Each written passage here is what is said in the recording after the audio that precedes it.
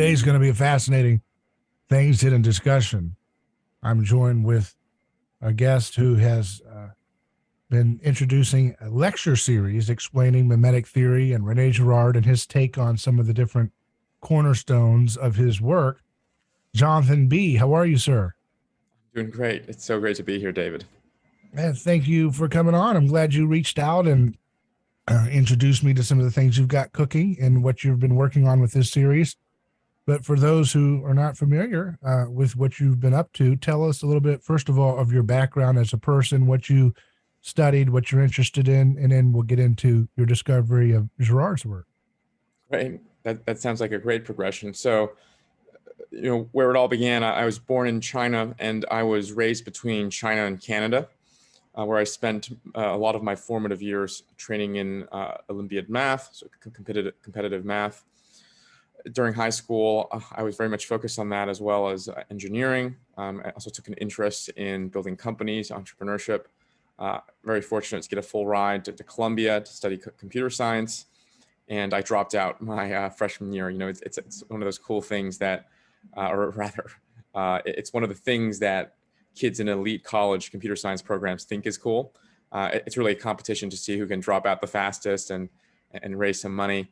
So I did that. Venture ended up crashing and burning. And it's kind of like you feel like you got the ticket into the nightclub and now you want to check out to say you don't need the nightclub to be cool, right? Exactly. It's almost like negative mimesis, right? It's distancing oneself from something to show one's superiority. Right. And so that was quite a painful experience because it was a failure, crashing the company.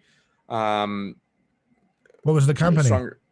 The company was essentially, it was a fine idea, but as you know, for entrepreneurship, the idea is only 1% of the way there, and it was essentially building a marketplace for barbers and hairstylists. The insight being, people go to barbers and hairstylists individually, but not shops. Yet all the review systems we have right now in Yelp and Google are all shop-based, and we wanted to create fundamentally a stylist-based sort of.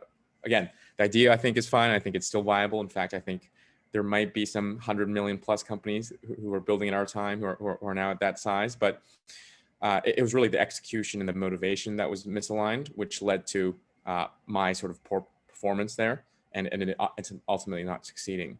And that was a defeat that was so internal. When was this? I'm trying to get the timeline here. Yeah, this was when I was 19.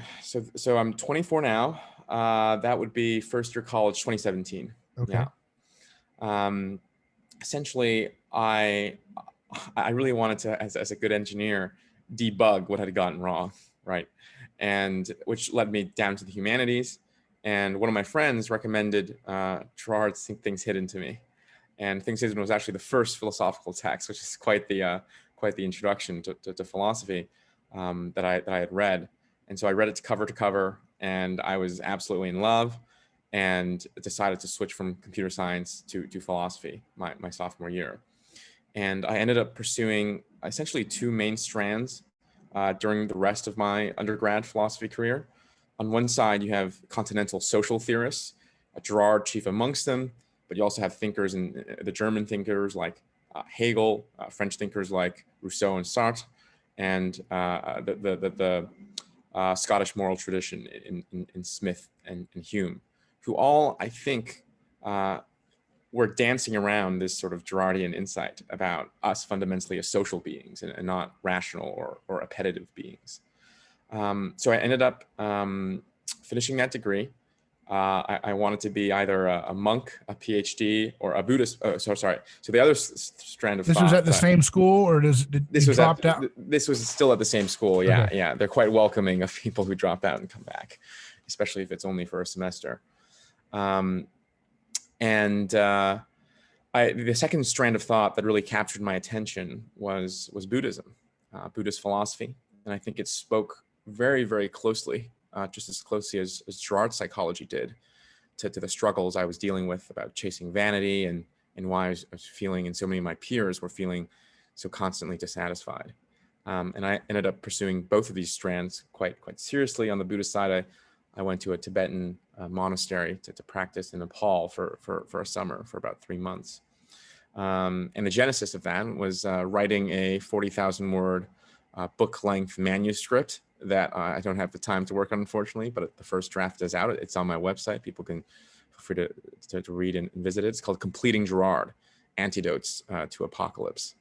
And the whole insight there is Girard really has been my Virgil, in the same way that Virgil was able to guide Dante through hell and through purgatory, right? Pointing out all the human evils and pointing out even how to address their slightly more milder forms. Virgil had to leave Dante. He couldn't take him to heaven and all the way there. In the same way, I think this is a similar frustration echoed by many Girardians, where Girard is so good at articulating the reasons for our suffering, but when it comes to normative solutions, whether it's on the individual basis or the collective historical basis, he's kind of silent. In fact, like systematically so, right? He advocates withdrawal. Hölderlin is his model there. And for me, being able to borrow from the Eastern resources of Buddhism was a way for me to try to complete Girard, so to speak. And for your listeners who are, I imagine, quite familiar with Girard, the title there is a play on words of Girard's last book, Acuvea Clausewitz, Completing Clausewitz, of course, translated to English as Battling to the End. So that was a great deal of my intellectual and spiritual trajectory. I was very fortunate to get a grant to make a series of lectures on Rene Girard over the last holiday season. So this is 10 hours covering Girard's theory end to end. It's called Interpreting Girard, Exegete of Apocalypse. And one of the core theses that I want to get across in this lecture series is really the apocalyptic dimension of Girard. I think people have done a great job of popularizing Girard's psychological intuitions, right, around mimetic desire, and even some of the social stuff like scapegoat mechanism. But what I think is really missing from the public, but also scholarly reception of Girard's work is to really take him seriously on this sort of apocalyptic dimension. And that's what I really hope to build to over the course of 7 lectures. We start from the very beginning. Lecture 1 is a summary of the whole thing. Lectures 2 and 3 are Girard's psychology, right? Mimetic rivalry, mimetic desire, metaphysical desire, all that good stuff. Lecture 4 is scapegoat mechanism, is pagan society. Lecture 5 is the Christian revelation. Lecture 6 is about modernity. And lecture 7 is eschatology, essentially a reconstruction of battling to the end. I hope that gave you a comprehensive overview that we and can so while you're doing these lectures, is this what you do fully, or do you have something else, a day job? No. I wish I could dedicate more time to this. I've been building a fintech startup with a gentleman by the name of Joe Lonsdale. He was a co-founder of Palantir, amongst many other very incredible startup enterprises. And I was, because of my tech background, I was introduced to him as a junior, and I started building companies for him out of his VC fund, 8VC. And so almost all of my time these days are dedicated to doing that, really. Very good. So do you try to use mimetic theory in your work in entrepreneurship? Yeah, I think, none of it is explicit, right? It's not like, I look at something thinking, oh, this is the scapegoat mechanism or something like that. But I think when you understand any thinker deep enough, and certainly Girard, their way of seeing the world just imprints upon you, right? And you have a natural reaction towards certain things. And obviously, Peter Thiel is another sort of active person who has been well-versed in mimetic theory. And one of his famous management principles is never to give the same person never to give 2 people the same jobs, right? You always want maximum differentiation in your company, lest sort of mimetic frenzy runneth over. And so there are these things where mimetic theory teaches you to see the world in such a unique and different, and I think effective way, that it seeps into our day-to-day decision making, but not really. I don't pull it up from my mind consciously, so to speak. Right. And so you mentioned that you have a desire to kind of emphasize the apocalyptic nature of his work, which is something I do on my daily radio show, and let it connect with the times that we live in different ways. and apply it in real time, which is always tricky, right? Because Of course, it's yes. always easy to, talk about a scapegoat mechanism or an example of Right. mimetic rivalry when the stakes are low. But when you actually try to work on real time stuff Yeah, that totally. triggers political allegiances and anger and emotions and so forth, it's very tricky. And a lot of people who I've seen get into mimetic theory, they either, steer clear from the political application and an Right. economic application and current events applications and, just looking at Totally. Yeah. things. They either stay clear away from it completely, or I think they try to do something with it and they usually fail. So it's kind of hard to get it right. Right. It definitely is. Yeah. It definitely is. And for me, I'm very much, so far as Girard is concerned, interested in his theory around it. And, if I can perhaps give our listeners a bit of a short summary of my thinking here, if that's helpful. Um, I'm really fascinated by Girard's genealogy of war that he paints in Battling to the End. And my reading here essentially is that Girard, of course, Battling to the End, like I said, in the French original title, it's called Completing Clausewitz. And what Girard is trying to do in this book, as I'm sure your listeners know, is a mimetic reading of Clausewitz's famous On War, right? Clausewitz, contemporary of Napoleon, a general on the opposite Prussian side. And Girard's claim is that Clausewitz had the insight that rivalry, or war between two nations would lead to apocalypse. But his claim was that Clausewitz was too much of a sissy, essentially, to complete that intuition, and eventually fell back onto a competent politics that was really incompatible to the rest of his theory. So Girard's claim is that Clausewitz had an important insight, but wasn't either strong enough or insightful enough to really carry it through. And that's what Girard wanted to do in completing Clausewitz. And what I found so interesting about Girard's reading is the idea that Clausewitz had this idea of war as a duel on a larger scale, right? His idea is that the logical form of war is that of a duel, which is to say complete annihilation of the other. Escalation, right? The same thing you see in the Trojan War, where you steal someone's wife, and then suddenly these two nations and groups of nations are warring on each other's throats. And Girard's question is why? Why have all the escalations so far in human history, why have they calmed down? Why didn't they lead to apocalypse? And I think he thinks that there's two types of frictions involved here. That's to say, the form of war is to escalate into this apocalyptic contagion. But what's preventing war, actual real wars, from conforming to this rational form is that there's two sets of frictions. One set of frictions here, he thinks, is technological, right? The amount of time it takes, you to maneuver your cavalry from point A to point B, the amount of time it takes you to communicate. What this allows is that it allows people's spirited part, it allows the mimetic frenzy on both sides to calm down and for rational negotiation to take place. That's technological frictions. Right. And then I think much more interestingly, there are also cultural frictions within war. For people, avid readers of history would know that in the 18th and 19th century, the wars were called gentleman wars, right? And war at the time was less like what we think of war as today, but almost like a sports league. In the same way that you sort of campaign in the fall, and you there's a playoffs maybe in the fall, and there's like the season during spring, and you'd go home and rest in winter. That was a lot of what war was like in Europe in the 18th and 19th century. So much so to the extent where when winter approaches and you are fighting the enemy in their foreign territory, and you wanted to go home to take a break, and you need to pass through territory, it was common practice to allow your enemy to pass through, right? And war was almost like an MBA curriculum for the aristocrats, where this was just like a stage of life that you pass through.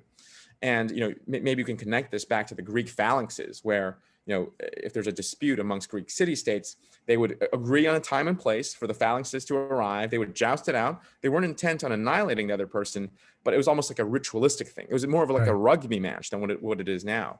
Of course, warfare today is not like that at all, right? The wars of World War I, World War II were about annihilation. Right now, when we think of war, we think about nuclear annihilation. It no longer takes upon this sport-like ritualistic form where there are clear cultural boundaries. And right now, it's about extermination of the enemy. And I'll just tell one more story here because I think it's quite fascinating. During the Revolutionary War in America, there was a colonel from the British side who was a sharpshooter. And one day in his diary, he wrote that he had George Washington in his sights. So Washington, I think, wasn't aware that he was in enemy territory. He was just walking around. And this sharpshooter said, I didn't pull the trigger because it was essentially, I'm paraphrasing here, but this is essentially what he said. It would be unseemly to shoot an unoffending former officer. And even when he realized it was George Washington, he said, I didn't regret that I didn't shoot him. Right? That would be the equivalent today of, in the Pentagon saying, we have bin Laden in our crosshairs. Should we fire the shot? And the commander saying, it's Sunday, it's the Lord's day. Let's not do anything on this day. That would be unseemly, right? That's completely unthinkable in our time. And the question is why, right? What changed that made war from the 18th century, from such a institution that is clearly guarded by cultural guardrails on both sides, allowing generals to not do certain tactics that would grant them immediate victory to the sort of brutal and mechanistic war we have today. And Girard's short answer here is Napoleon. That Napoleon, through mass conscription, fundamentally changed the attitude around war, turning it from these like ritualistic wars into a war of annihilation. And so this is quite a long spiel, so I'll shut up because I want to hear what you have to say here. So the cultural frictions are gone because of Napoleon, and the technological frictions are gone because of the nuke, right? Both sides can unleash their entire arsenal immediately instead of needing to maneuver their forces. Hence, there's no time for either side to calm down their mimetic frenzy and reason to take hold. And it's because of that Girard thinks we're genuinely in a apocalyptic moment. And that, I don't think, is too far off from potentially the point of history we're in right now. When I made these lectures, when I gave them rather, this was the beginning of the year, right? I was worried that it would be seen as crazy. Now, when we're going to release it a year later, this holiday season, I'm worried that it's going to seem trivial and obvious. And I think, at least I'm 24 now. Growing up, I was never in a state that worried about any nuclear war in any case. But the events with Ukraine in the last few months have put this back on people's radar, so to speak. Right. Yeah. I mean, you can trace the change to this total war concept to the kind of transition from monarchy and what we call private governance, privately owned governmental property, right, towards the public governance model, whether it's a democracy or republic or oligarchy or dictatorship. This concept of public governance creates this kind of total buy-in that every human being in this country has a piece of this asset called the state, and therefore, and so what happens is you do get a kind of consecrated chaos. That's what I call public governance. It fundamentally, even if we like it, if Girard's right, it creates a kind of consecrated undifferentiation, right? Because you've made normal a complete state of undifferentiation where everybody has a piece of this public asset, including the means of war. Right. And yet we can't decide on, what that should be used for. Right. And of course, the rules of how those elections should be, decided are completely up for debate right now in terms of one of the hottest political topics, at least in America. Right. Is how we should even do elections. And so, but you should expect that because when it was the king's assets, right. And Hans Hermann Hoppe is really good about this. If you've read Democracy, the God That Failed, his famous book that compares, monarchical government structures versus public governance.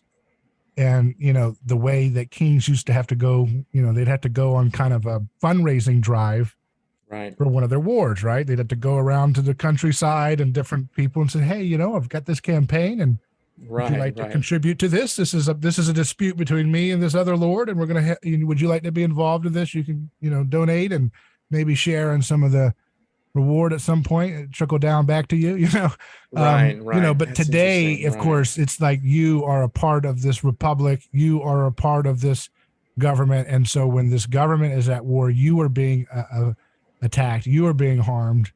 And there's a sense, Richard Koenigsberg writes a lot about this too, this idea that the soldier is a means of kind of a sacrificial victim, a sacrificial tribute to the body of the nation, right? And right, right, right. I think it's something that needs That, further development and yeah, understanding for people. that's quite interesting. I never drew that connection, but when I was researching this topic, I think there might be something here, because before Napoleon, in the 18th, 19th century, the people who were at war were essentially aristocrats, Right, a small group of conscripts, local conscripts, of course, and mercenaries. right, So it's very interesting what you say, that when war was a private affair, almost between, the glory of two lords, it was also much more contained.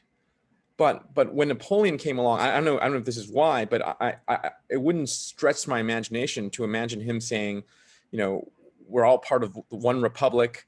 As a result, we all need to fight for one republic, and that's why I'm doing universal conscription.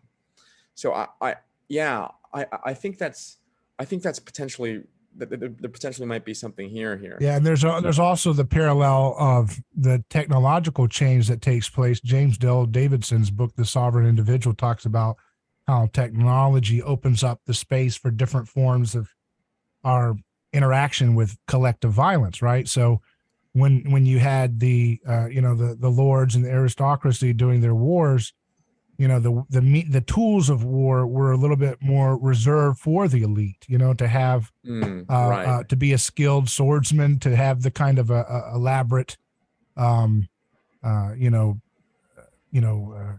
what's the elaborate costumes and Right. The armory yeah, and the armory and all that, that this was something that was a rich man's game, and the peasant, maybe had a pitchfork or something. They didn't have the same level of elite participation in that game, because again, that paralleled with the idea that this was a matter of private property disputes. The king owned his assets, and this person owned their assets, and there was a dispute. It's like a suit, like a lawsuit. We're right. going to just Right. hash it out.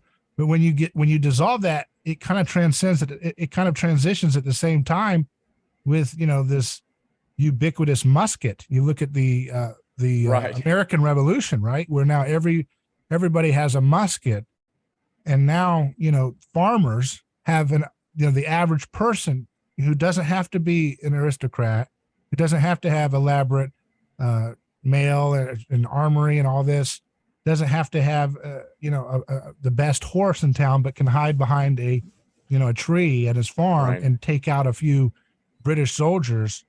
That created a revolutionary new understanding about how societies would end up playing out. It empowered the peasant, and it empowered the populist notion of having a stake in one's form of governance, right?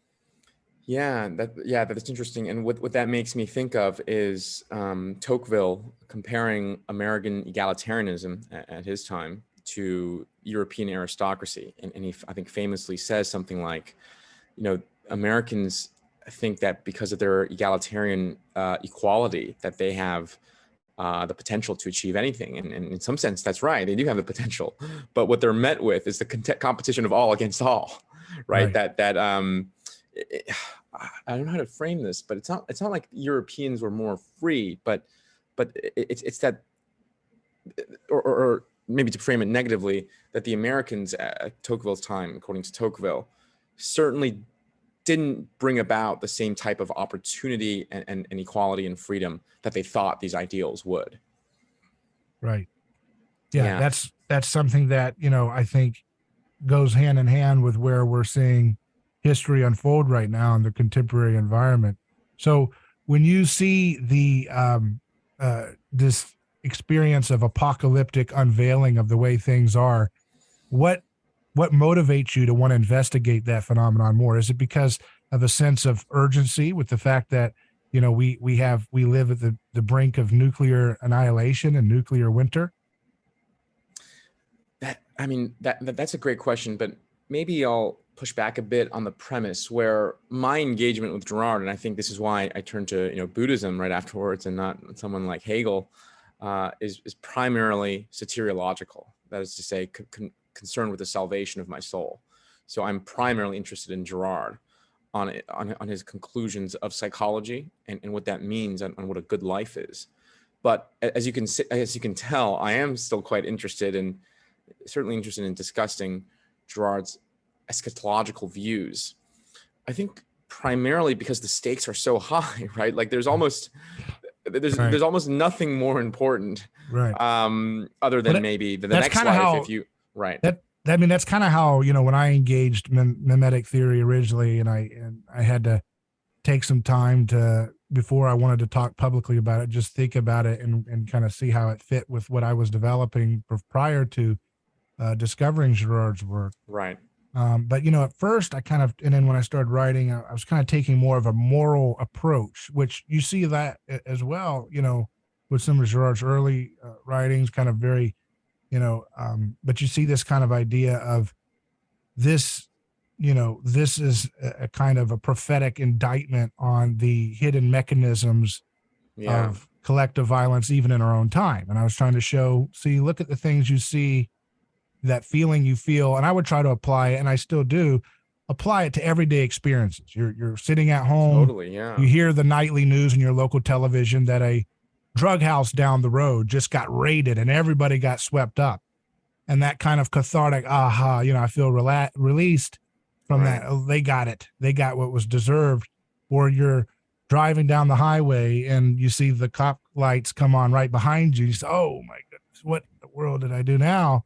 And then they come on around you and blaze off, and you feel a kind of not only relief that it's not you, but if you're, this, at least with me, if you're honest, maybe you feel a little something like, man, I feel like an upstanding citizen, Right. Go get him, officer. I'm on your side. You weren't looking at me, right? And that kind of, that's a little experience of that cathartic experience of kind of being a part of a community that has to function on the back of scapegoats being eliminated, Yeah. And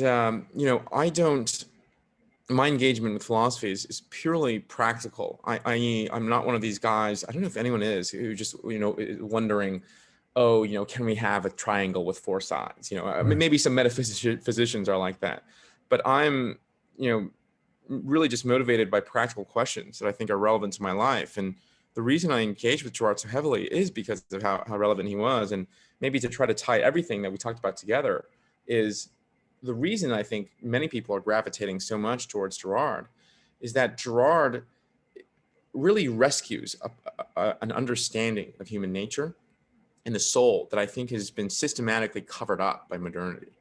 The sort of mental model that I like to think about it is, if you go back all the way to Plato and his tripartite notion of the soul, you have a part of the soul that is appetitive, and that wants shelter and sex and procreation and food, and then you have a part of the soul that is reason, right? And it seeks truth and contemplative joy, and there's also a part of the soul that is spirit, right? And what it wants is glory and social recognition and desire to fit in, and what it doesn't want is ostracization and feeling little. And in modernity, I feel like many people and many academic disciplines have completely removed this part of the soul, and are just seeing people as Homo economicus, these utility maximizing creatures.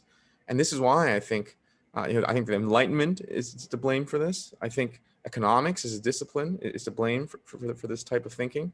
And what I think Girard does so well is to really rescue this part of the soul, or to put it more provocatively, he's able to describe the logic of the illogical parts of human nature, right? Insofar as you think reason and appetite are logical. And I'll give one quick example. In many arenas where in the material world, things are actually positive sum, Girard tells us that on a spiritual level, spiritual doesn't mean like religious, but on the social level, they could be zero sum, right? Take these examples. If David, if both you and I are podcasters, I'm not a podcaster, but hypothetically, if I were, and we were good friends, and I see your numbers go up, right, your ratings and stuff like that, I think it's a natural, if not human necessity, but tendency to feel bad about oneself, even though, right, your numbers going up will drive more traffic to me because of all the sessions we do together.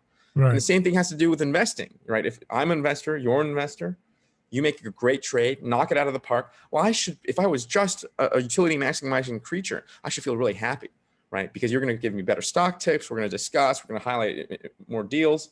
But I think, again, it's a human tendency to feel worse that someone who's the same self-conception to you has moved ahead. And it's stuff like that Girard describes so well with these concepts of mimetic rivalry by analyzing. I wouldn't even say it's just even having to move ahead. It's just that they're very being, right. It's just like if you encounter, if we start doing the copycat game where I say whatever you're saying, and I just start doing this the rest of the podcast, it's going to be very annoying, right? And so it doesn't matter whether I'm imitating you better than you're imitating the way you're talking or whatever.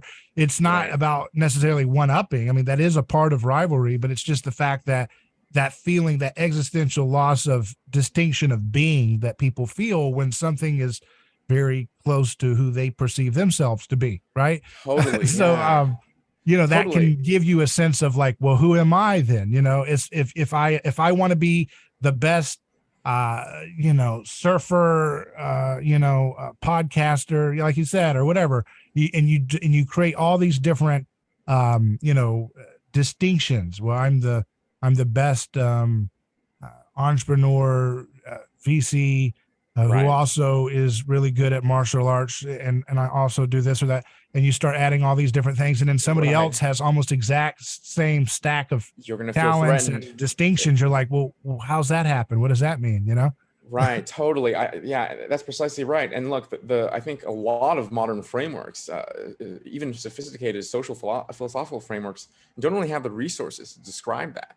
Right. And I think, but it's not purely, I wouldn't say it's purely irrational either, because you think about it from a business standpoint, right? Totally. If because you said it was kind of, you were saying, well, if this was just if we're just the logic of illogic, right. But if you're saying, you had said earlier, if we're just rational, why would we be upset if someone else is doing things similar to us? But you think about it, and from a purely just like trying to have a career, if someone's exactly the same as you, it's hard to have a successful niche. It's hard to have a monopoly. It's hard to have the famous book, Blue Ocean Strategy. Everybody wants their blue ocean that's not bloodied with competition. And when you feel like, hey, I've sailed to the farthest depths of the ocean where I can have my own little space, and then somebody else shows up, it's obviously going to create a certain, I don't know, I think it is a very survival connected thing. It's not just an existential, longing for the other's being or whatever. That's part of it that Girard taps into, but there is a certain level of, this is what's needed to survive. If you've got an area of the ocean and it's not filled with red blood everywhere in the waters, it's pure blue ocean. That's a nice place as long as there's food. But if there's a bunch of other people, fishing and hunting in the same area, that's a stressful feeling, because there's a feeling of, well, this was my spot. And that goes into so many other things. This is a reason why we need to have distinctions of property boundaries. This is your spot. This is my spot, and that's why if you have, this is the reason why people don't want to have pitch-in dinners every day, because at some point somebody's going to be bringing Ritz crackers and the other person's bringing steak. And you're going to feel like, wait a second, we keep eating the same meals and you're not really contributing. And that sense of loss of being, that lack of, this is my thing and that's your thing. We need that. And I don't think that's in distinction from our rational calculations, really, Yeah, I agree with you. I was being more loosey goosey here. And what I meant by the logic of our illogic is, I think, even if it's not the way that the more sophisticated people think about rational or logical, people tend to think about rational or logic as maximizing utility, right?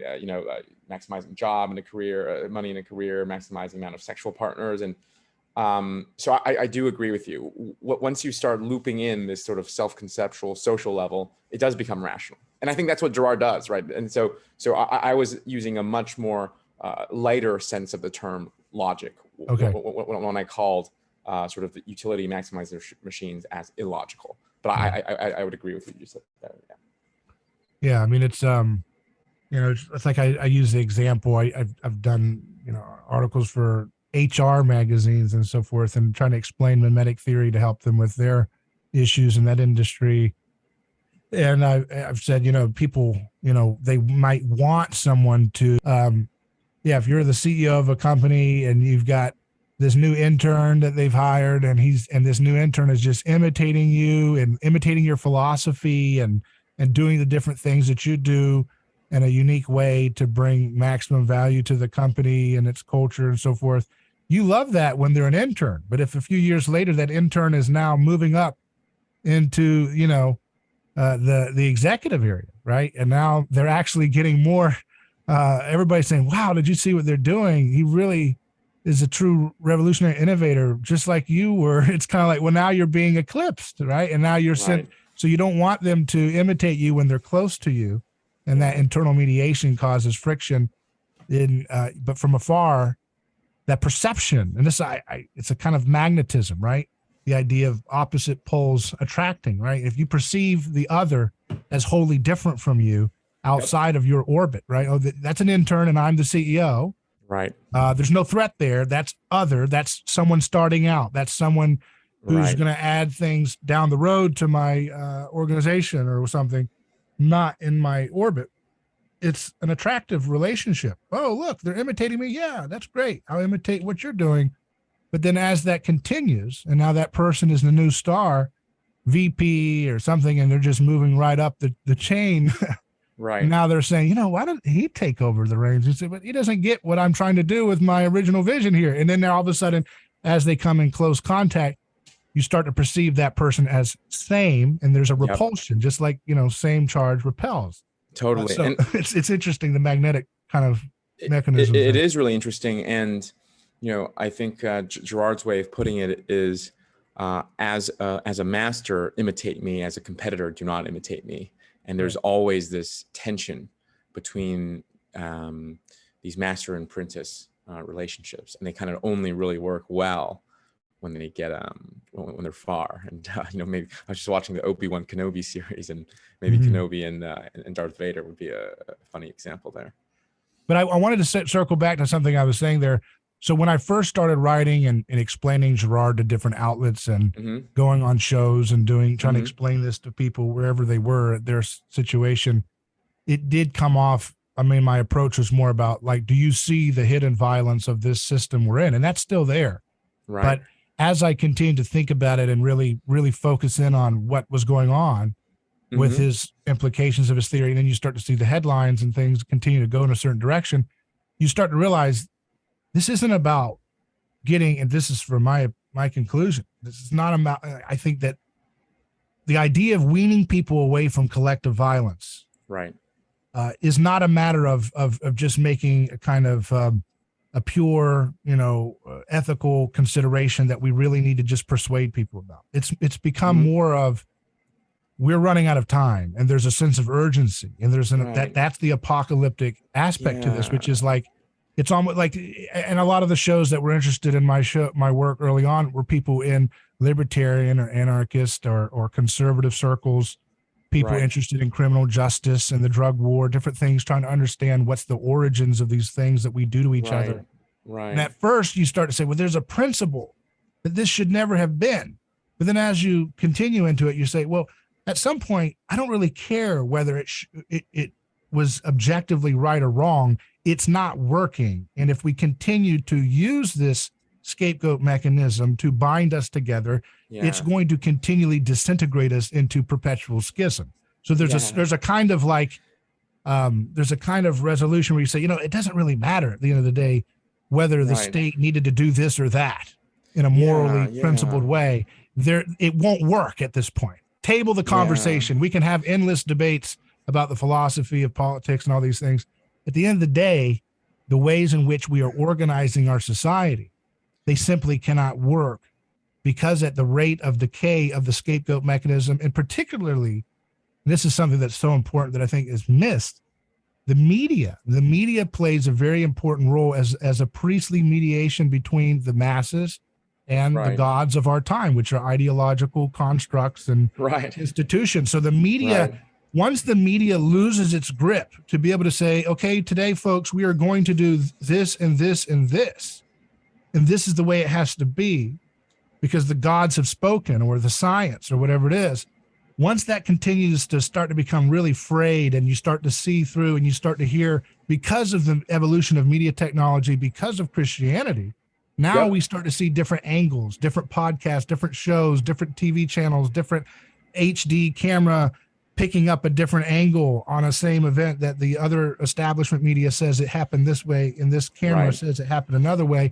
And all of a sudden, that priestly role of saying this is real-time this priestly real-time mythology, it's not containing the legitimacy of these forms of political violence, political coercion.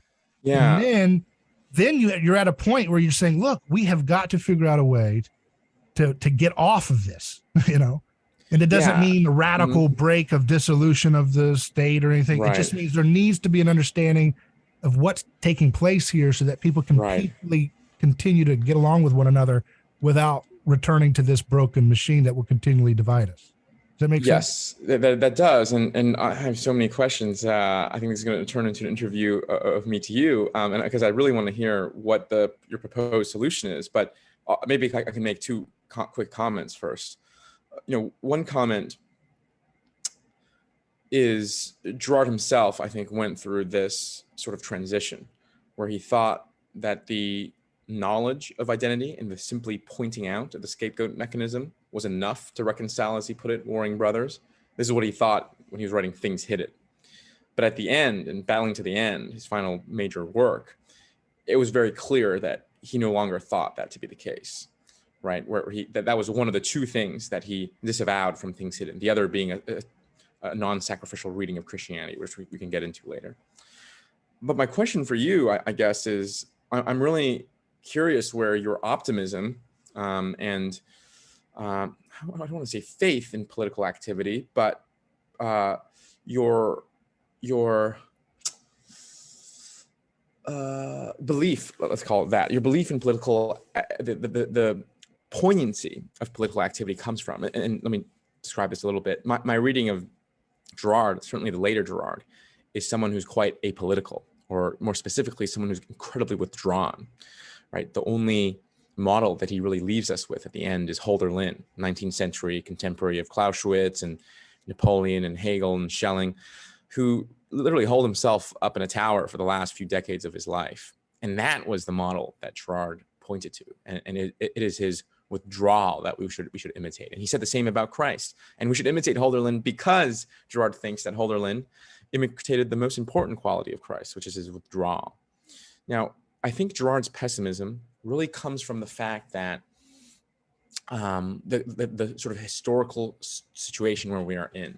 And this is why I found reading Girard so interesting, especially when read together with a thinker like Hegel, because Girard, much like Hegel, Girard would almost agree descriptively with everything Hegel says about the direction of history: increase in transparency and equality and freedom, increase in reason. But while Girard does think it's ultimately good and it's coming from Christ, all these good values are coming from Christ, my reading of him in Battling to the End is that he thinks it on the worldly level, it is apocalyptic. And he takes Matthew, I think 10:34 really seriously when Christ says, think not that I'm come to bring peace. I bring not peace, but a sword.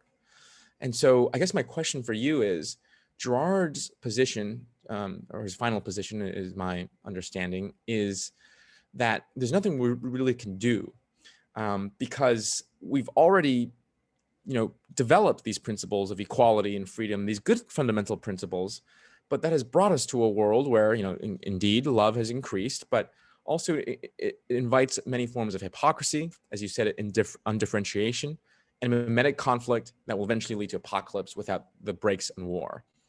And the best thing that one can do, so my understanding of Girard goes, is to not be muddied, not have your moral character muddied, to not try to engage at all, and just to withdraw and, in a Voltairean way, tend to one's own garden. Because your moral character, the kingdom of heaven will not be established on earth, but it will be in heaven. And you can maybe preserve your own moral character by not being involved. So as dedicated as a Girardian as you are, I'm curious where from that you find the faith in continuing to engage in political activity. Well, you gotta understand, this is a man who's in his 70s, 80s. You're in his 80s. You know what I mean? Right. When you've been at, I mean, you said a tower. He was in Stanford University. That's a nice tower. Right. And Right. That's so that's funny. a different Palo Alto. Right. He's That's got funny. his kids grown up. He's got a nice place by by where Stanford, where he taught. Right. He's a member of the French Immortals. Right. The Academy. That's a different, the Academy. So he's in a different position in life than a young man. You know, I'm in my 30s. You know, I'm 33. Right. So you know, and you think it's fundamentally, but Girard didn't say that. You know, it's because of old man. I know he does. No one's gonna. Right. Well, no one's gonna admit it. No one's gonna admit it. Right. But I mean, it was also 9/11. Right. It was 9/11. It was the war on terror. There was a lot of things that was shaping his opinion on that, of course. But But I think so. You think there's fundamentally hope? You think there's fundamentally of course. a way I mean, if you out, and he never, you know, you can. I wouldn't cherry pick, you know, his last book and say, okay, that's his final thoughts and nothing. I think he's bouncing these ideas back and forth. He's weighing this kind of paradoxical tension, and ultimately, he does show a lot of different ideas that show, you know, hope and a kind of action orientation towards doing things that are positive to make the world better. So I'm in the same boat. I mean, I think that you know, it's one of those things where we can strive to do what we can to make the world a better place with our agency, with our talents. And I see my engagement in the world of politics in a kind of, I don't see myself as an activist. I see myself, what I do in political work is a kind of evangelism or apologetics.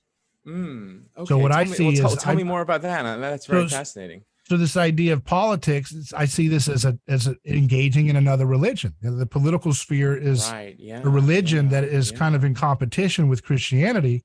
And so if you want to reach your neighbors and have an apology, like how C.S. Lewis would engage in the public space, that's kind of what I aspire to do, is go into the public space, understand the religious affinities that my neighbor has in their political, you know, allegiances and ideological desires and so forth, and work within that framework to reveal things hidden since the foundation of the world, which is the revelation of Jesus, right? So so you use current events as a medium to defend the faith, not in an argumentative sense of like traditional apologetics defending arguments, but rather just to make an account for what's happening in the newspaper. I can, instead of, you know, you can do that by preaching to the choir and staying in this field of theology, or you can take the anthropological implications of the gospel and then show your neighbor, who may ostensibly be Christian, but in their heart, they're kind of pulled towards the idolatries of politics, and kind of say, hey, look, you know what's actually happening here? That's interesting, right? If you see what's actually happening here, this actually gives you much better hope if you imitate this role model.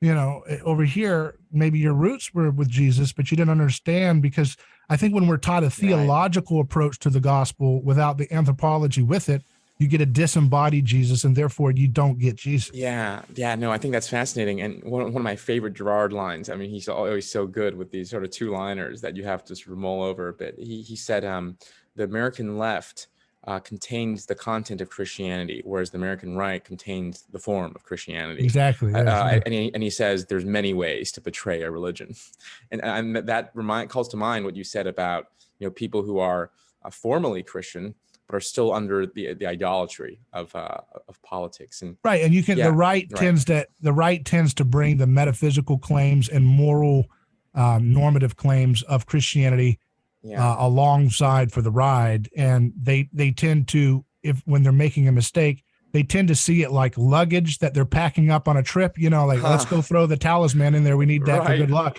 It's actually it's very pagan in that sense. And you see that, and that's why I reject nationalism, Christianity, that kind of stuff, because I don't think it, but I don't when I say reject, again, you know, the older I get, I try to understand people where they are and try to, you know, this is your framework, let's work from where you're at to pull you towards a better, more honest, you know, depiction of reality that's actually true instead of deceptive. And so I try to work with everybody, so I work with, totally. I have Slavoj Žižek on my show. I have, David Bentley Hart. I have folks, Jordan Peterson. I don't agree with his politics, but I work with him. Okay. You talk about Young, let's see how Girard, and we just work that out together.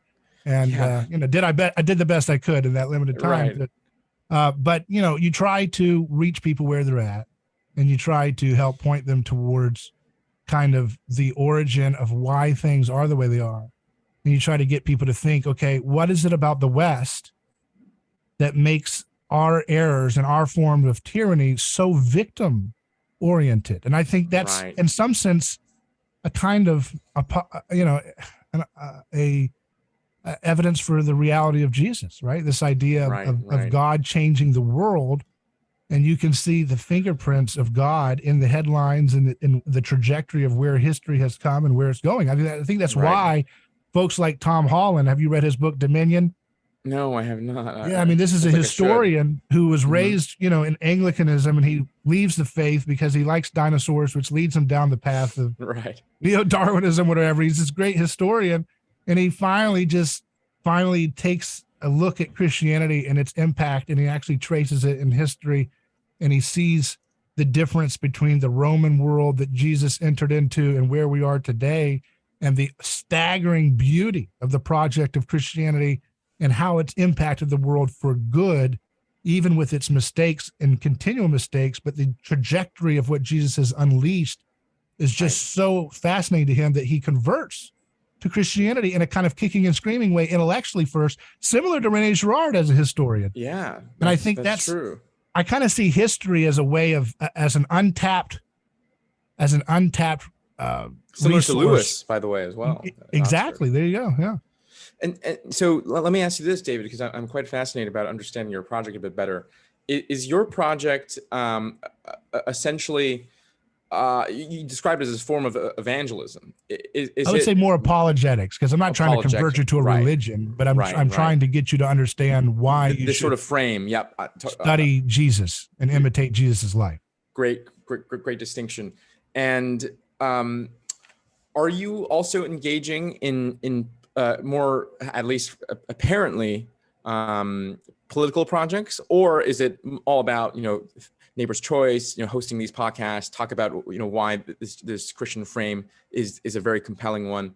Yeah, I'm just trying to understand your project a bit more, because frankly, I'm curious, what does it mean to act in a sort of world that's on the brink of apocalypse for someone who takes Girard's ideas very seriously?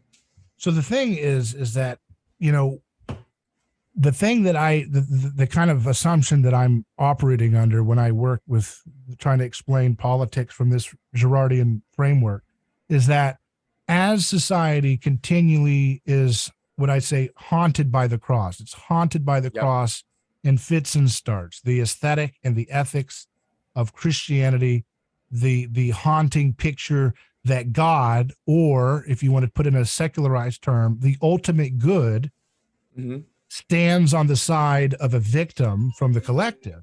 That is a dizzying attack against the foundations of the old order, as you've studied with Girard, right? And as that continually becomes more and more understood by society, especially societies that have had a long kind of infection of Christianity, it unwinds and it allows people to make sense of things in different novel ways. Now, humans, and Girard talks about this, the humans are slower as they become more aware of victims. They're slower to become aware of their own violence, right? And so my thing is if you look at the reigning religion of, say, the West, this victimism, wokeism, political correctness, it's taking any form of differentiation as something that should be kind of stamped out by force, as if differentiation itself is violent. So you go into that space and you say, actually, differentiation in and of itself is not inherently violent. Differentiation can be the occasion of scapegoat violence, but it's not a necessary conclusion of having a differentiation between, people, and the difference between gender, the difference between performances, the difference between, height or, intelligence, all these different things that people are envious of their neighbor about. The left is hell bent on basically rooting that out by force. And so my project is kind of like, well, if the right can understand that a lot of the things that they assume they can continue to do and call themselves imitators of Jesus, if they continue to do that, they're going to only continually drive this leftward motion towards eliminating differentiation. One way to look at this, analogies are the best, is it's what I call the elephant man effect. Do you remember Joseph Merrick, the elephant man who had the mutated face? No, I do not know. Okay, look him up. In Elephant Man, he had a very distorted face. David Lynch made a movie about him that was kind of popularized this story for a new generation. And Elephant Man had a very horrendously deformed face, had a disease. I can't think of the name of it. It's a bizarre disease. But he had all kinds of growths in his face, and his head looked very not human-like, massive head. And he was paraded around, he joined a circus, and eventually, he was always laughed at as an animal or a monster. Right. He died in a piano, kind of in a tower playing piano and stuff, kind of similar to what you were talking about earlier. Right. But the point is that if you look at Elephant Man, he's obviously disfigured, right? And the left, and everything they do to try to eliminate differentiation in today's culture, it's got this aesthetic of basically saying, hey, look, you've punished, you've picked on Elephant Man, you've said he's a freak, you've tried to put him in the circus. Stop that. Now we're going to make Elephant Man the standard of beauty. Right. It goes the opposite direction. Right. And then tries to create this kind of totalitarian, very aggressive, and it's a kind of people are actually doing this. People are actually making Elephant Man a standard of beauty. No, I'm using that as a symbol of one can draw many parallels to. Yep. Right. I'm using this as a symbol for every type of thing in which the left says we have to make the new standard of, and if you disagree with it, you are going to be, punished or ostracized. It's a very kind of a distorted motherly instinct, to kind of grab the person who's the object of ridicule or exclusion or children crying when they see his face and say, no, you're not going to do this. And by golly, this person is now the standard of beauty, that we're now going to plaster this face all over your ads for fashion until you tell me you like it and you find that beautiful. And if you make any snickering or any kind of, indications of disgust, you're going to be eliminated and canceled. The right plays into that dialectic and says, no, we were made to be beautiful. This is not beautiful. This is ugly. He's a freak. It's disgusting. Right. And you're saying there's something problematic about this. You're saying that they're sort of two extremes that you want to tread a middle course. Well, they're mimetic doubles. But it looks like extremes the way inside their dialogue, right? It looks like they're both idolizing the person and objectifying them, but from inside the dialogue, as I'm explaining it, it looks like they're farther apart than ever. Just like Girard would say, inside of a conflict, you seem farther away from your opponent, but to the outside observer, you're almost identical. Yeah, and so indistinguishable, right? So the right basically plays into the hegemonic kind of victimism of our culture by saying, no, that's not beautiful. He's ugly. And we have to say so because we are losing our minds as a society if we're going to make that the new standard of beauty. Beauty should look like this or this or this. And the left says, you are so disgusting. You guys are horrible. You have systematically made no space for the Elephant Man and how he looks and people that look like him. Right. Now, this symbolizes almost everything you see in culture today. I can draw many parallels. And you're saying that the right model, this sort of middle way, is to, unlike the left, recognize that there are differences, that the Elephant Man looks different from your normal human being. But unlike the right, is what is advised a sort of universal compassion for all? Like what is the middle way that you're suggesting here? Right. It's a stance that only Jesus models in the best way you could possibly get. Right. So you have to stop using Christianity as luggage, stop objectifying Christianity as this little gimmick that makes you feel cool or trad or whatever this new gimmick is that it's now become for some younger folks. Stop trying to make it as a political weapon to get your base out. Stop trying to use it as a weapon of judgment and actually just instead of objectifying Jesus as an object that you put in your pocket, like a Pokemon that you unleash to defeat their things, Right. you see it. No, Jesus is the subject of your life that you're meant to imitate, literally the way he engages similar problems you engage. So he didn't, I mean, to put a Jesus Elephant Man version, right, you would take the right. leper, right? The left Right. says, Yes. the left says the leper should be the standard of beauty. We should put folks with noses crumbling in Victoria's Secret ads, right? And the right says, what's wrong with you people? You're insane. What's wrong with you people? You guys are horrible. You doxed me because I said this is disgusting. What's wrong with you? And they have a point, and the left has a point, but that they're caught up within, they're inside of the fishbowl of Christian revelation, right? And they don't know how to get their way out. And I'm trying to show them through my work how to get out, how to resolve the conflict, how to resolve the war that you feel locked into, that irresistible double bind. And the answer is to say, look, you can call it a middle way, but it's just what Jesus does. No, look, this is not going to be the standard of beauty, but you're also not going to treat this person as a freak, or you're not going to exclude them, and you're going to treat them as a human being. You're not going to judge them by their external identity markers. Is there, will there be a standard of beauty for the, like, do you think if you ask Jesus, like his attitude towards the leper, right, certainly is not, let's persecute this person like the Greek pharmakos. That's certainly not, right, what Jesus would do. But would Jesus still say, you know, the Greek statues of the gods and the demigods, that is still more desirable in some way than the leper? Or do you think it's like a blanket equality? Because that gets quite close to the left. I know you're saying the left is doing something else, right? They're elevating the leper. But what do you think is the? Well, he did heal the leper, right? So he obviously didn't think the standard of the leper should be noseless, right? So he fixes the nose or whatever, the blindness. He heals the man who's blind, right? So he doesn't say this is the standard that we should all just be blind and that's the way we should be, right? And kind of revel in brokenness, but rather to deal with people as they are. And there is healing. There is. Healing implies a direction of health. So that's a fundamental good point you're making, right? Healing implies that there is a standard still.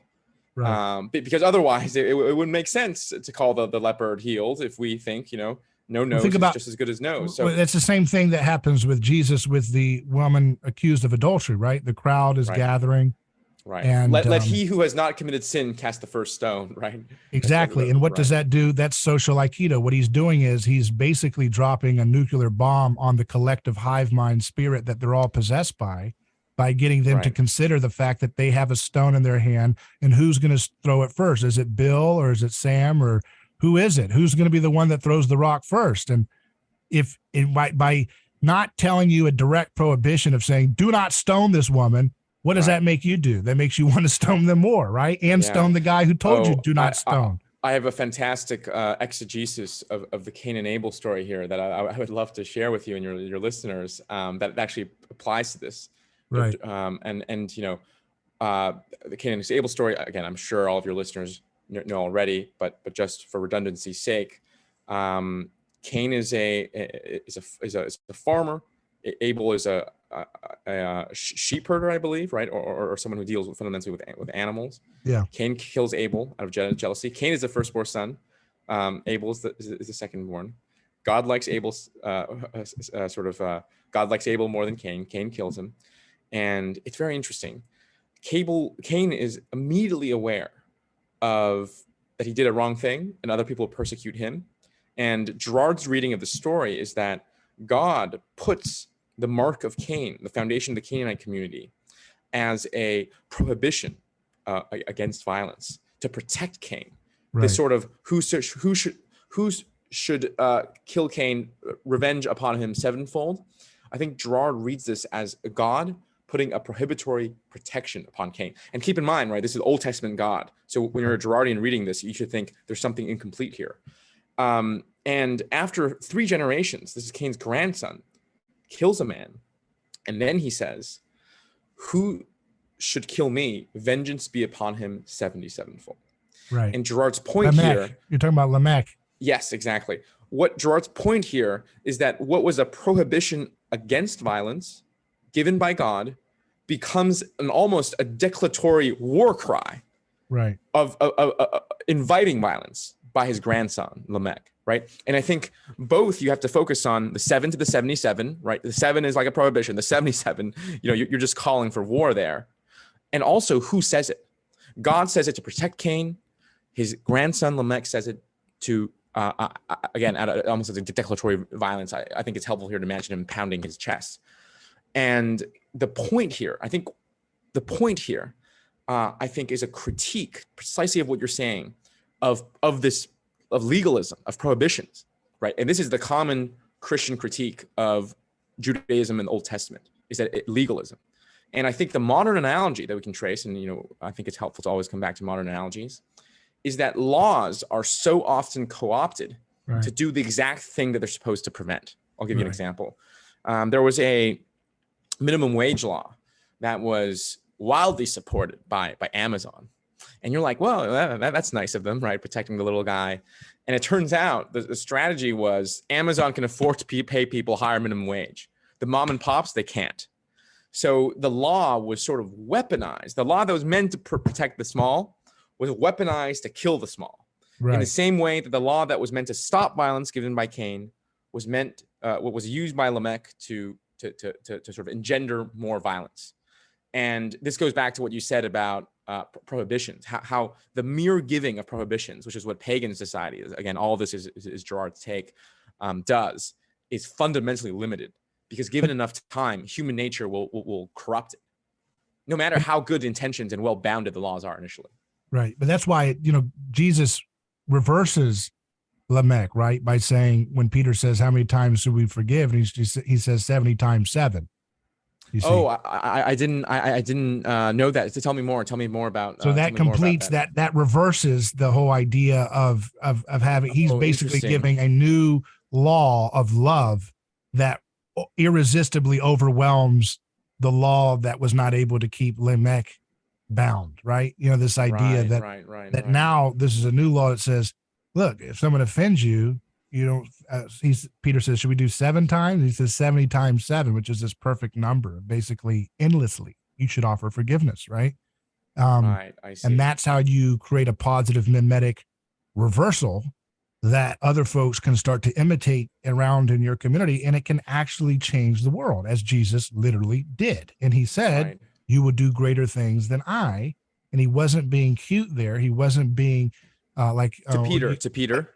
Yeah, he says to everybody who would follow him, you will do greater things than I. The whole body of Christ, those who would imitate Christ through history would do greater things than he. That's what he said, right? And again, so Jesus is the ultimate, he's the ultimate anti-guru, but he's the ultimate person to learn from, because he's always going to put you in a position to overcome and to not feel like you're caught up in rivalry with him, right? Every other guru will say, well, actually, just try to keep up, right? Every philosopher, just try to keep up with this unique insight that I've disclosed to the world. And what Jesus does is he says, everything I have, I've just imitated from my Father and the prophets and everything, and I've just completed it. And now you will do greater things than I did. He doesn't say you'll try to do half of what I can do.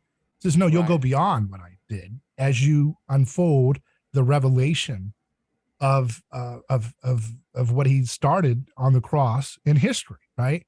Yep. And so there's an exciting liberation of the human person. That's what I call the personhood revolution of Jesus that has been unleashed in history. And it's where we get the birth of personhood, as I understand it.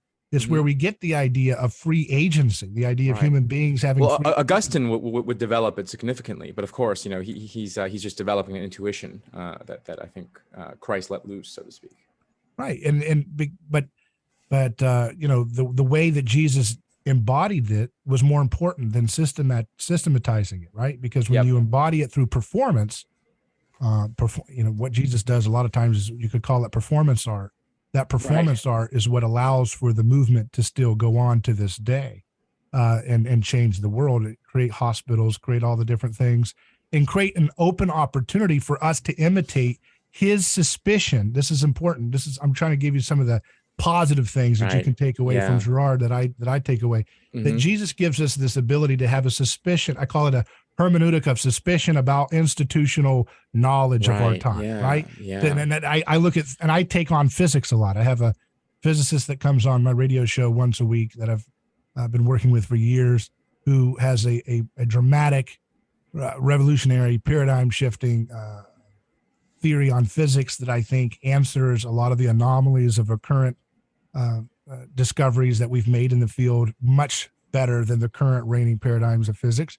And I make that leap of faith using Occam's razor to guide that this is a simpler explanation than what the current model makes for these same phenomenon and these same anomalies that they can't really sufficiently account for. But I have that kind of confidence to make that kind of public support and endorsement and exploration of those ideas, precisely because I know that I can imitate the suspicion of the hermeneutic of suspicion that Jesus gives me through the biblical text as an inspiration. That he himself challenged the law. The people who would say they're the monopolies of law, the people who would say they were the monopolies of religion and knowledge. Yeah. And he was able to poke through and find out that there was a lot of mimetic mystique that was wrapped around what they were actually doing rather than actually being truly correct. Does that make sense? So it does. It does. Christianity allows you to think in a way that allows you to make innovations in radically surprising ways. If you think like Jesus, you can. That's how science happens.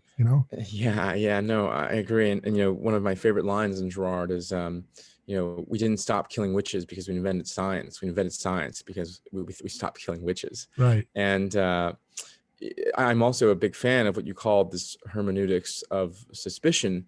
One, I think, clear difference, and of the little I've engaged with sort of ancient Chinese political philosophy, but I think a clear difference between the foundations of classical Western political philosophy is this hermeneutics of suspicion.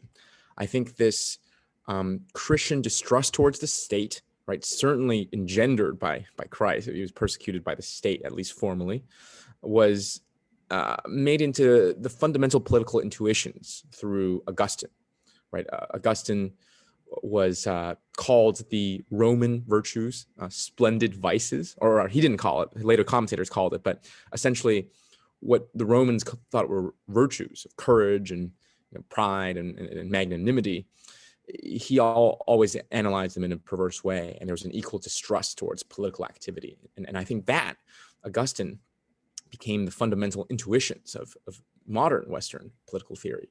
And in China, I think there's a stark contrast in Chinese political philosophy, at least of antiquity, that I've been exposed to. If you look at some of the founding figures like Mozi or Confucius, of course, there's always an alignment between heaven and the state, right? That there is that the state ought to be, sometimes it isn't, but the state ought to be and can be representative of the higher force. Whereas in Christianity, the highest force is is in tension with the state at the very least. And so I think what you said there about this hermeneutics of suspicion is something fundamental to what makes the West the West. Right. And why do you think that Eastern religions tend to have more solidarity with thinking like a state and honoring what the state says? Well, I don't know. I mean, the simplest answer there was I think, is that the East does not have its own Jesus. There's no real founding murder, so to speak, that grounded an entire moral paradigm of action against the state. And if you think about the most important mythologies, they were either state against state, right? Good state versus bad state. This is like the war of romance of the three kingdoms. Or it was rebellion, but fundamentally to found a good state, right? This is like the 水浒传. But the Christian view of this is neither of this, right? Augustine doesn't tell us to pick up arms to found the kingdom of God on earth in a political sense. That would just be founding another kingdom of man. Exactly. Christian power is an oxymoron, according to Girardians, right? Like the world, look, this is the key insight I had when reading Girard's social theory. But Satan is not the powers that are trying to bring down the world. Satan are the worldly powers, and Right. the powers and principalities, right? And so Well, that would Satan be is just as much. Satan is just as much the mob in the Passion of Christ as he is Pilate, as he is the religious leaders, as he is the Barabbas, which is Jesus Barabbas. There was a tale of two Jesuses displayed in the text there. The earliest text named him Jesus Barabbas. So you have two Jesuses, and the crowd wants the one who's nonviolent to be murdered, and they want the Barabbas, who was not just a random. He wasn't Jack the Ripper. He was an insurrectionist, right? And he wanted to go stick it to the man. He was part of the 99%. He wanted to take him out. And the crowd has always chosen that Jesus basically through history, and Jesus still finds a way to make things better, right? Yeah. And so maybe my more considered, I mean, this is still armchair philosophizing at this point, but maybe a slightly more considered position is that I think a natural intuition, even in the classical West, right? Aristotle and Plato, you could have the ideal state, right? That's what the Republic is all about. Now it's very difficult. There's contingencies, but there's nothing about the state or power itself that prevents an ideal state from forming. And by ideal, I mean a state capable of reaching at the highest human good. And I think perhaps that's a default position of many philosophers, and certainly the East as well.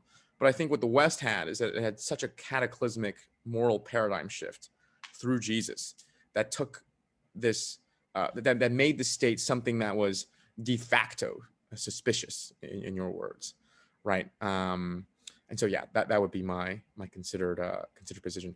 So what is it about? What do you think about the Project Girard's? You say that he didn't complete because you don't like his withdrawal stance, and I don't think that's his only stance. He was ambivalent. He had times where he was saying deeply ambivalent. There was positive changes that could be made. There's other times, okay, just resolve to check out and do the best you can to live a holy, quiet life. And I think it's not about what's the right answer. There's a right or wrong answer in terms of what you do with understanding the gospel. But I'm just curious, why do you find that incomplete? I mean, the project. I mean, not that Girard would be able to complete the gospel text, but why did you have to find Buddhist philosophy to help you complete it? Well, maybe you can first elaborate a bit about what you think this more positive vision is, because again, and maybe my reading is way too indexed on battling to the end, but I read him as just saying, look, the only path possible is to tend to your own garden, preserve your soul. It's not to say you can't do projects like what you're doing, being an apologetic and trying to not convert people to faith, but help see perhaps a better mode of viewing the world. But that one should fundamentally give up the idea that we can steer the world away from apocalypse. Right. And that, at least in Bound to the End, I think is his position. And from that perspective, I think it's quite easy to see why it's incomplete, right? That's quite dissatisfying. But steering the world, you mean steering the world away from Armageddon? Because apocalypse is a healthy process. That's how you heal. That's how you become aware of what's happening. Apocalypse has dual meanings, right? And I believe Girard reminds us that it was synonymous with Revelation. And so apocalypse, I think, classically meant both. It just meant the rupture. So it was either kingdom of God or Armageddon. Look, humanity has been drinking from the well of sacrificial violence since its inception, and we've now reached a point where we've got a massive crisis of being sick from this poison. It's poisoned our liver, and there's a process of healing, of purging. It's not comfortable, right? That's just what the idea of the birth pangs of the New World Order of Jesus the Bible talks about. So the Bible is filled with all kinds of hope. The Bible begins in a garden, it ends in a city. Jesus's first miracle gives you a total reorientation of how history can unfold. Whereas in the past, the ancient world, it was all about the best was always in the golden years in the past, and the worst wine was brought out at the end of the party because everybody was already hammered. Jesus changes that, says the best wine's at the end of the party, which means history is moving to a better, more delightful conclusion, a comedy rather than a tragedy, right? So history Where starts. does he says this? Because Revelations, it's quite like monsters and stuff like that. No, or maybe, I mean, obviously, Yeah, there's a lot of different ways to read Revelation that would go on forever. But I mean, if you look at Revelation, the it's almost a satire on the idea of monsters, because the lion turns into a slain lamb, right? This idea of a little lamb, it's almost a satire on our conception of some kind of God destroying the world in violence. It comes as a little cute lamb that's murdered. I mean, this is not this kind of you're on a trajectory. And because I feel like a lot of folks, Christians and those who want to understand Christianity on the outside, they think of the Christian eschatology as kind of like a theme park ride that's just going to go on an autopilot, and you just sit in it and then it just does its little thing. And then you believe that or not. But I think Christianity is the idea that the future is radically open and Jesus is saving the world.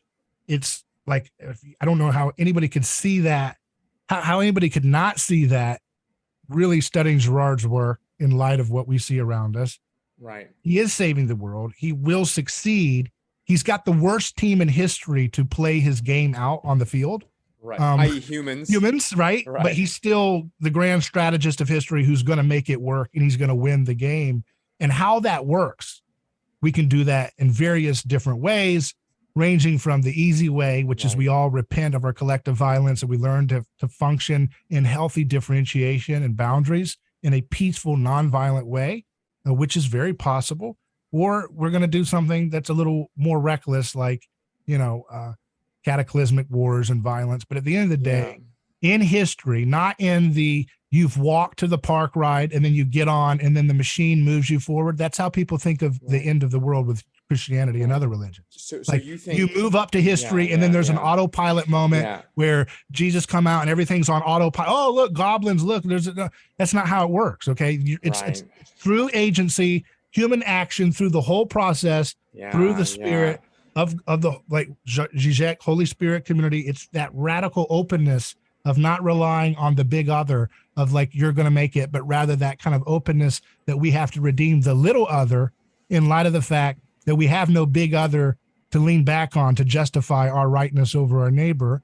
And therefore there's this wonderful opportunity to continually be aware of the victims of our society, and then to find healthy ways of respect of boundaries. That's the thing that needs to happen.